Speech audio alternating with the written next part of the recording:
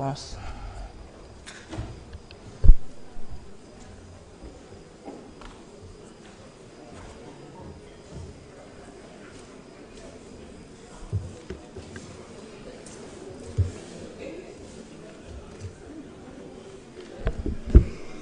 Assalamu alaikum.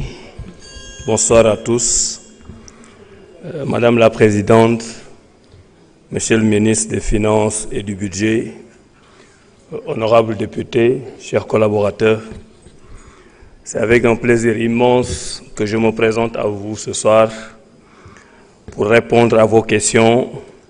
et respecter le devoir et l'obligation de redevabilité par rapport au peuple sénégalais. Je me réjouis du fait qu'il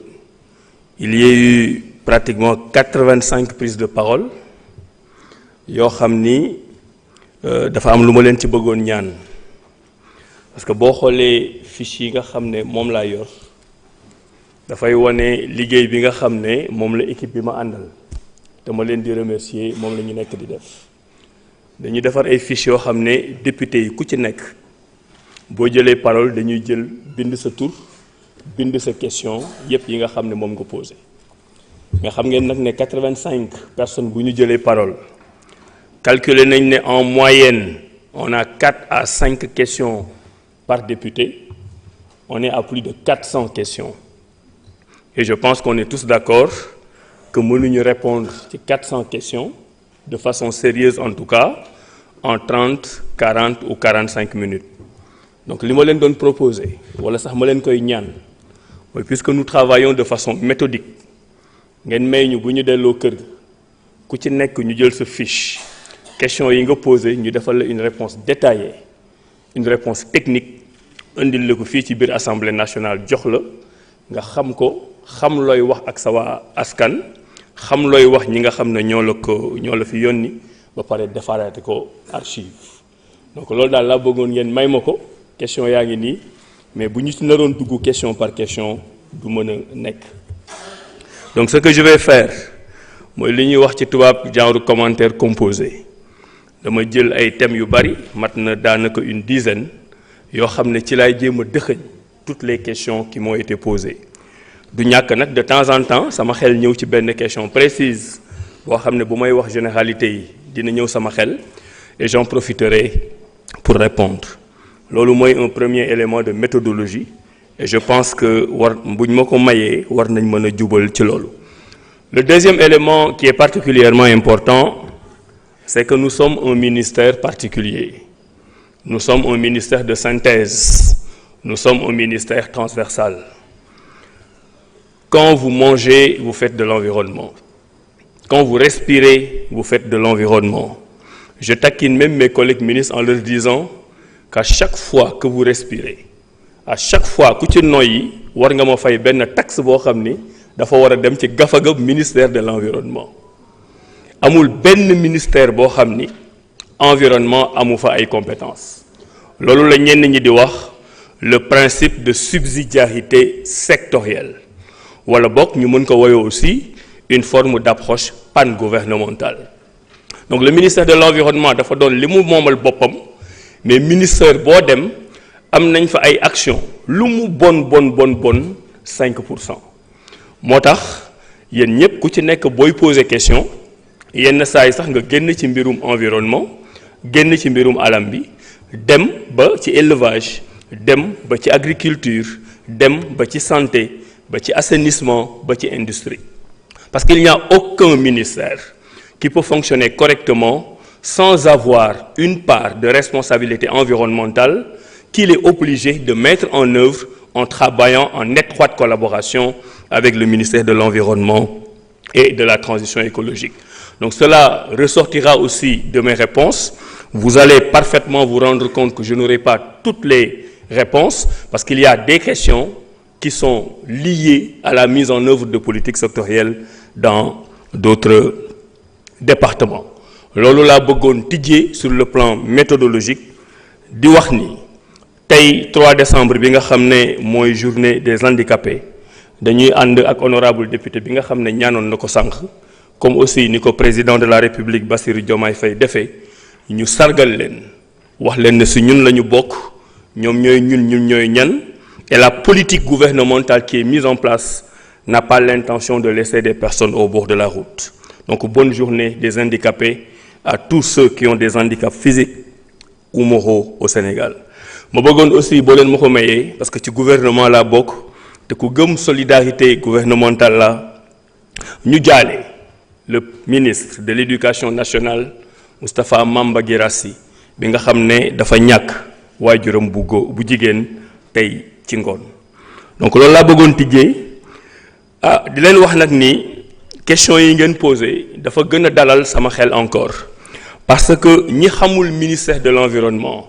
xamuñu dayoom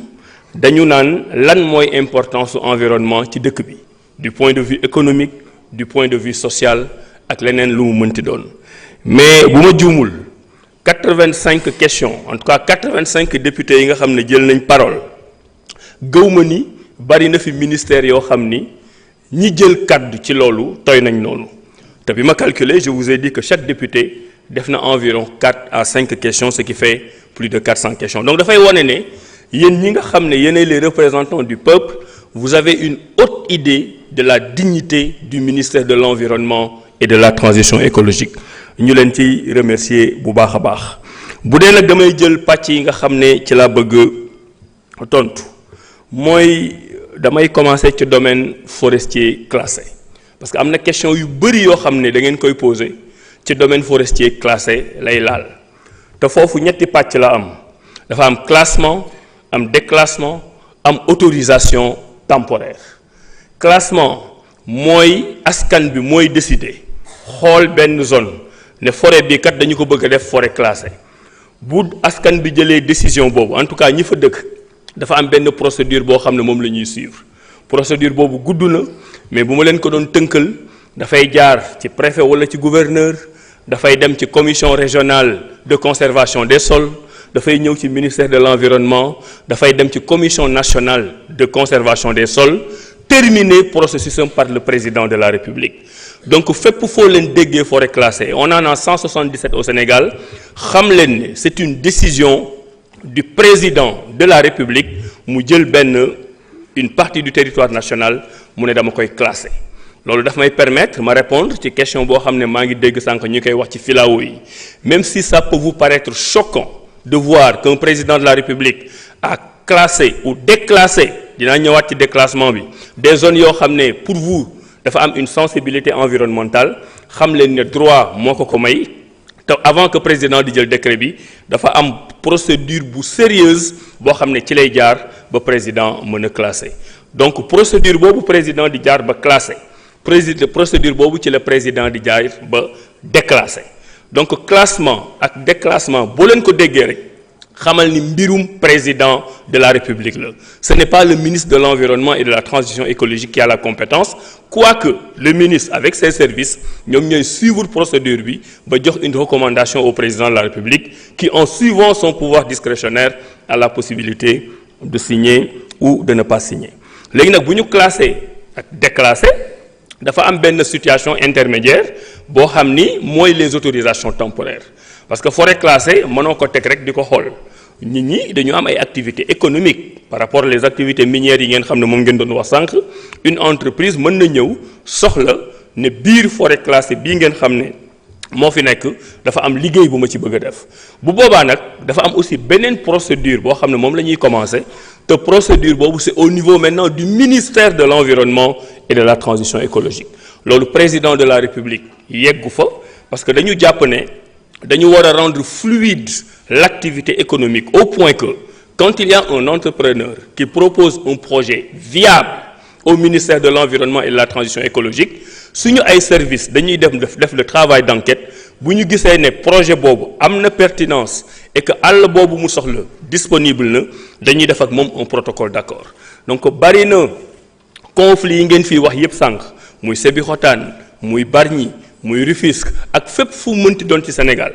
li bi ma leen déggee li ngeen wax ci ay conflits yu mel noonu mat na au moins une trentaine ci li ma fi jot a dégg yooyu yépp xam leen ni y a un travail préalable qui a été fait par le ministère de l'environnement